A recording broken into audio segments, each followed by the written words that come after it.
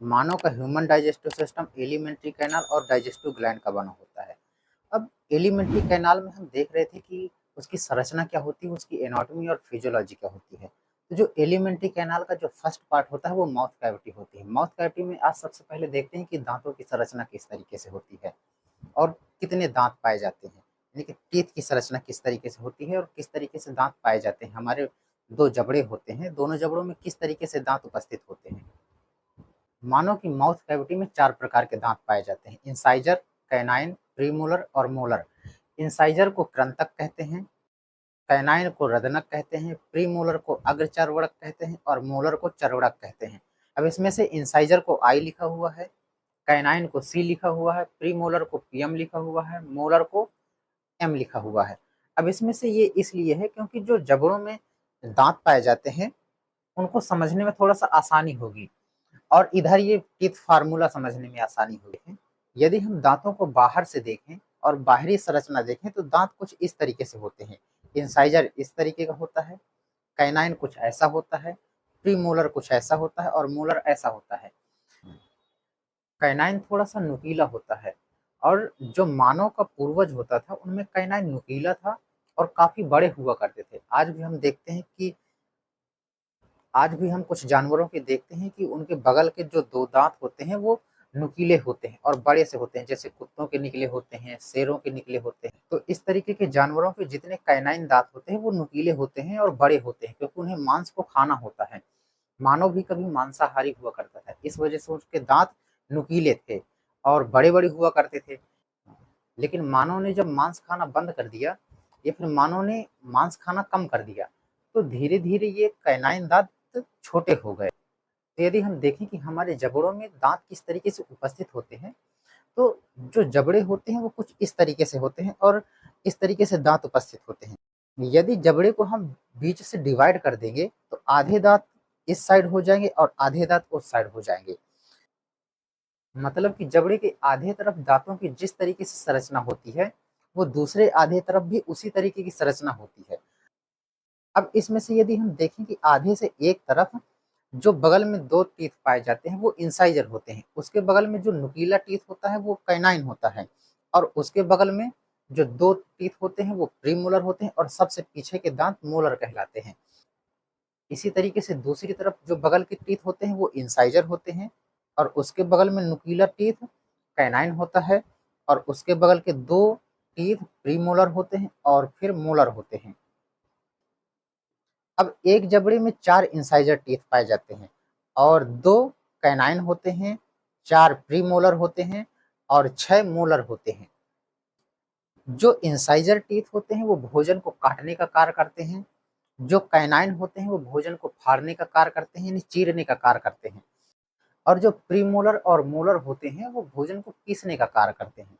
तो इस तरीके से हमारे दांतों की संरचना होती है, जो आउटर स्ट्रक्चर होती है वो कुछ इस तरीके से होती है और जो जबड़ों में दांत पाए जाते हैं वो कुछ इस तरीके से पाए जाते हैं। अब आधे जबड़े में 8 दांत होते हैं और आधे जबड़े में 8 दांत होते हैं। यदि हम इन दोनों को जोड़ दें तो 16 हो जाते हैं, यानी 16 हो जाते हैं। यदि हम दोनों को जोड़ दें तो एक जबड़े में दांतों की संख्या आ जाती है, यानी कि एक जबड़े में दांतों की संख्या 16 होती है। तो इस तरीके से यदि हम दोनों जबड़ों में उपस्थित दांतों की संख्या निकालें तो 16 में 2 का मल्टीप्लाई कर दे जिससे 32 आ जाएगा, यानी 32 आ जाएगा। अब इसके बाद देखते हैं कि टीथ फार्मूला क्या होता है। अब यदि हम टीथ फार्मूला देखें तो टीथ फार्मूला का मतलब होता है कि एक ऐसा फार्मूला जिससे हम दांतों की संख्या को व्यक्त कर सकें, दांतों की संख्या को बता सकें कि कितने दांत पाए जाते हैं। ये जो जबड़ा है ये एडल्ट इंसान का जबड़ा, इसमें दिखाया गया है कि एक एडल्ट इंसान की माउथ कैविटी के एक जबड़े में कितने दांत पाए जाते हैं। तो एडल्ट इंसान के जबड़े में जितने भी टीथ होते हैं वो परमानेंट टीथ होते हैं, यानी कि स्थायी दांत पाए जाते हैं, जो एक बार आ जाते हैं उसके बाद फिर टूटते नहीं हैं। लेकिन बच्चों के दांत एक बार टूटते हैं उसके बाद फिर दोबारा उगते हैं। तो इस वजह से जो एडल्ट व्यक्ति होते हैं उनके दांतों को हम परमानेंट टीथ कहते हैं, यानी कि स्थायी दांत कहते हैं। अब यदि हम इस जबड़े से हम स्थायी दांत समझें तो इसमें से ये जो ऊपर लिखा हुआ है ये एक जबड़े की संख्या है, यानी कि एक जबड़े के आधे भाग में इंसाइजर 2 होते हैं, कैनाइन 1 होता है, प्रीमोलर 2 होते हैं और मोलर 3 होते हैं। उसी तरीके से दूसरे आधे जबड़े में इंसाइजर 2 होते हैं, कैनाइन 1 होता है, प्रीमोलर 2 होते हैं और मोलर 3 होते हैं। इन दांतों को यदि हम इस तरीके से व्यक्त करें तो हम लिख सकते हैं 2123 अपॉन 2123। यदि हम इन सभी दांतों को जोड़ लें तो 16 आ जाएगा और 16 में 2 का मल्टीप्लाई कर देंगे तो 32 आ जाएगा। और मनुष्य की माउथ कैविटी में 32 टीथ पाए जाते हैं, यानी कि 32 दांत पाए जाते हैं। अब इसमें मैथ का रूल नहीं लागू होता। ऐसा नहीं हो सकता कि हम इन दोनों संख्याओं को काट के बराबर कर दें और 2 आंसर निकाल दें, क्योंकि मनुष्य की माउथ कैविटी में 2 दांत नहीं पाए जाते, 32 दांत पाए जाते हैं। इन सभी को जोड़ना होता है जिससे 16 आ जाता है। 16 में 2 का मल्टीप्लाई कराएंगे क्योंकि उसमें हमें दोनों जबड़ों की संख्या निकालना है, जिससे 32 आ जाएगी, जिससे 32 दांतों की संख्या पूरी कंप्लीट हो जाएगी। तो इसमें हमने देखा कि एक एडल्ट ह्यूमन की माउथ कैविटी में 32 टीथ पाए जाते हैं। अब यदि हम बच्चों की माउथ कैविटी को देखें, यानी कि मिल्क टीथ की गिनती करें, यानी कि मिल्क टीथ यानी कि दूध के दांत। दूध के दांत एक बार निकलते हैं, उसके बाद टूट जाते हैं, फिर उसके बाद परमानेंट टीथ आते हैं। लेकिन यदि हम मिल्क टीथ को देखें तो उनमें से इंसाइजर 2 होते हैं, कैनाइन 1 होता है, प्रीमोलर 2 होते हैं और उनमें मोलर नहीं पाए जाते, यानी कि सबसे पीछे के दांत बच्चों में नहीं पाए जाते। उसी तरीके से यदि हम दूसरे आधे जबड़े में देखें तो भी इंसाइजर 2 होते हैं, कैनाइन 1 होता है, प्रीमोलर 2 होते हैं और मोलर उनमें नहीं पाए जाते। यदि हम इनको इस तरीके से फार्मूले में व्यक्त करें तो 2120 अपॉन 2120 हो जाएगा। यदि हम इन सभी दांतों की गिनती कर लें तो 10 आ जाते हैं, यानी कि बच्चों के एक जबड़े में 10 दांत उपस्थित होते हैं। यदि हमें दोनों जबड़ों की संख्या निकालनी है तो 2 का मल्टीप्लाई कर देंगे और 20 आ जाएगा, यानी कि बच्चों की माउथ कैविटी में 20 दांत पाए जाते हैं। अब इसमें देखते हैं कि टीथ की जो अंदर की संरचना होती है वो किस तरीके से होती है, यानी कि जो दांत होता है वो किस तरीके से बना होता है। टीथ में जो बाहर की ओर व्हाइट कलर की कवरिंग चढ़ी होती है वो इनेमल होती है। इनेमल की वजह से ही दांत चमकीले दिखाई देते हैं, व्हाइट कलर के चमकीले दिखाई देते हैं। और इनेमल के जो अंदर होता है वो डेंटाइन पार्ट होता है, डेंटाइन पीले कलर का होता है। धीरे धीरे उम्र बढ़ने के साथ इनेमल पार्ट खत्म हो जाता है, जिससे डेंटाइन बाहर निकल आता है। इसी वजह से जो ज्यादा उम्र के व्यक्ति होते हैं, जैसे जो बुजुर्ग होते हैं, उनकी बढ़ती उम्र के साथ उनका जो एनेमल होता है वो खत्म हो जाता है और डेंटाइन दिखने लगता है, जिससे उनके दांत पीले कलर के दिखने लगते हैं।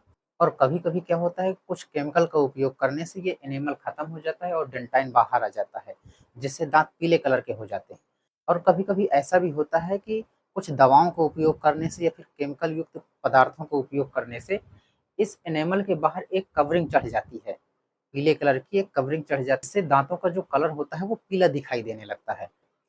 तो यदि हमें इनेमल को बचाए रखना है और दांतों के जो व्हाइट कलर है उसे बचाए रखना है तो हमें केमिकल युक्त पदार्थों का उपयोग कम करना चाहिए और ऐसे पदार्थों का उपयोग कम करना चाहिए जिससे इनेमल नष्ट हो सके। अब डेंटाइन के अंदर का पार्ट पल्प कैविटी कहलाती है। पल्प कैविटी में ब्लड वेसल्स पाई जाते हैं और नर्व पाई जाती हैं। ब्लड वेसल्स में ब्लड का सर्कुलेशन होता है और नर्व के द्वारा दांतों की इम्पल्स को समझा जाता है। सभी दांत मसूड़ों में लगे होते हैं, मसूड़ों को गम कहते हैं। अब दांत का जितना पार्ट गम के बाहर निकला होता है उसे क्राउन कहते हैं और दांत का जितना पार्ट गम के अंदर होता है उसे रूट कहते हैं। अब गम के पास दांत की जो पार्ट होता है उसे नेक कहते हैं और अंदर के आउटर पार्ट को सीमेंटम कहते हैं। तो इस तरीके से हमने देखा कि एक टूथ की या फिर एक दांत की किस तरीके से संरचना होती है। मानव की माउथ कैविटी में 32 यानी 32 दांत पाए जाते हैं। इसमें हमने देखा कि दांत की संरचना क्या होती है और मानव की माउथ कैविटी में कितने दांत पाए जाते हैं और किस तरीके से उपस्थित होते हैं। तो जो दांत होते हैं वो कुछ इस तरीके से उपस्थित होते हैं। 4 प्रकार के दांत होते हैं। यदि हम बाहर से देखें तो इस तरीके से दिखाई देते हैं, लेकिन यदि हम अंदर से देखें तो दांत की संरचना कुछ इस तरीके से पाई जाती है। और जो टीथ फार्मूला है उसे हम इस तरीके से व्यक्त कर सकते हैं। इसमें हमने माउथ कैविटी में उपस्थित दांतों की संख्या को देखा और देखा कि माउथ कैविटी में कितने दांत उपस्थित होते हैं। आगे देखते हैं कि माउथ कैविटी किस तरीके से वर्क करती है और माउथ कैविटी में सिलेवरी ग्लैंड किस तरीके से उपस्थित है।